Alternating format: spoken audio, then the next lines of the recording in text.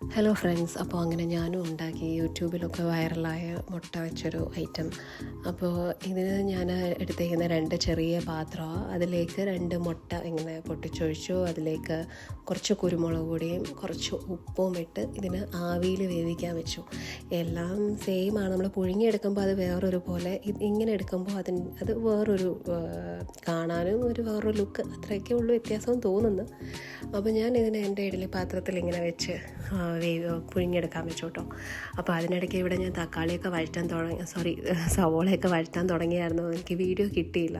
അപ്പോൾ അത് വേറൊന്നുമില്ല, ചീനച്ചട്ടിയിൽ കുറച്ച് വെളിച്ചെണ്ണ ഒഴിച്ചു, കടുക് ഇട്ടു, വെളുത്തുള്ളി ഇട്ടു, ഒരു സവോളയും കൂടെ അരിഞ്ഞ് ഞാൻ വഴറ്റിക്കൊണ്ടിരിക്കുമായിരുന്നു.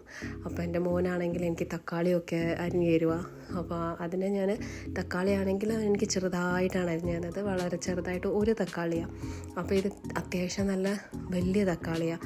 ചെറുതാണെങ്കിൽ ഒരു 2 തക്കാളി എടുത്തു. അപ്പം ഞാനിപ്പോൾ ഒരു വലിയ തക്കാളിയായിരുന്നു.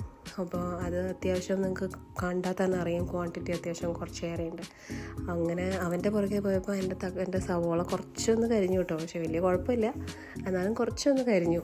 അപ്പോൾ എന്തായാലും എൻ്റെ സവോള കുറച്ച് നന്നായിട്ട് വഴറ്റി കഴിഞ്ഞിട്ട് നമുക്കതിനകത്ത് പൊടികളൊക്കെ ചേർക്കാം, നമ്മുടെ മസാലകളൊക്കെ. അപ്പം ഞാൻ അതിനിവിടെ 2 സ്പൂൺ മുളക് പൊടി, കുറച്ച് മല്ലിപ്പൊടി, കുറച്ച് ചിക്കൻ മസാല, ഇത്രയാണ് ചേർത്തിരിക്കുന്നത് കേട്ടോ. അപ്പോൾ അതിട്ടിട്ട് അതിനെ നന്നായിട്ട് ഒന്ന് വഴറ്റിയെടുത്തിട്ട് കുറച്ച് നേരം ഒന്ന് വഴറ്റിയിട്ട് അതിനകത്തോട്ട് നമ്മുടെ തക്കാളി അത് ചേർത്ത് കൊടുക്കുക.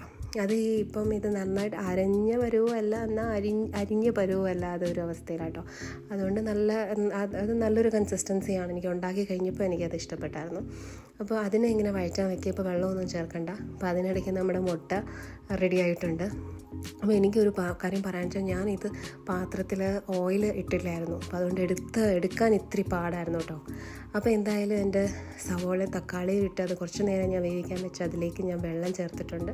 ആവശ്യത്തിന് വെള്ളവും ചേർത്ത് ഈ മുട്ടയും അതിനകത്തോട്ട് ഇട്ടിട്ട് ഈ മുട്ടയും മസാലയൊക്കെ വെച്ച് കവർ ചെയ്ത് കുറച്ച് മല്ലിയിലേക്ക് ഇട്ട് കുറച്ച് നേരം ആ വെള്ളം വറ്റാനായിട്ട് വെക്കുക. വെള്ളം വറ്റി കഴിയുമ്പം നമുക്കത് എടുക്കാം കേട്ടോ. ഇത് ചപ്പാത്തിക്കൊക്കെ അടിപൊളിയാട്ടോ.